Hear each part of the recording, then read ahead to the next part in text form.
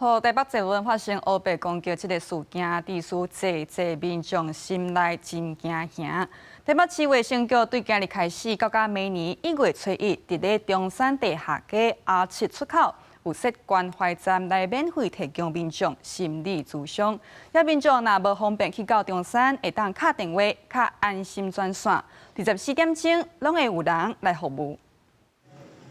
请教的专业心理师引导民众建立白色布棚做咨询，疏解压力。台北捷运发生随机攻击事件了后，真侪民众产生惊吓和不安。北市卫生局为2日起到明年元旦为止，会伫中山地下街 R7出口的所在设立安心关怀小站，提供民众免费的心理咨询服务。如果有影响到自己的生活或者是工作的话，那我们可以到我们的社区心理卫生中心设的这个摊子里面，来去更了解自己目前的一个心理的状态。这几日有不少人去事发地点献花留言致意，悼念影响抵抗风险的有家庭。有一寡心理较脆弱的族群可能出现焦虑、忧郁、失眠等症状。卫生局表示，若无方便面对面咨询，已经启动24点钟安心专线，会当提供心理安踏、甲后手资源转介。目前已经接到10通的电话。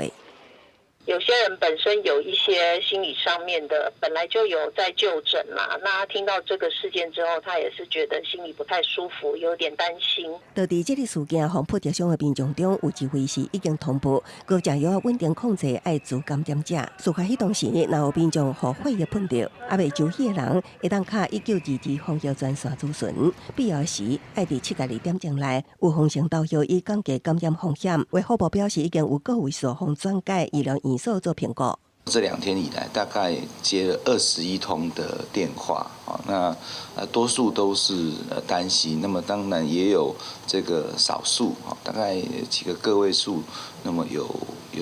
投药的情形，预防性投药的情形。卫福部也宣布，针对这个事件，提供每人3摆免费心理咨询服务，会实施到明年2026年底，而且无限年纪将权认定，协助民众度过事件了后的心理调适期。公视新闻采访报道。